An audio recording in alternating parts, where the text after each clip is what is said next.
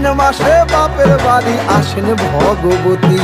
আশ্বিন মাসে বাপের বাড়ি আসেন ভগবতী। বলো গৌরী এলো দেখে জানো, গৌরী এলো দেখে জানো, গৌরী এলো দেখে জানো, গৌরী এলো দেখে জানো। ভবের ভবানী আমার ভবন করিল আলো। গৌরী এলো দেখে জানো, গৌরী এলো দেখে জানো।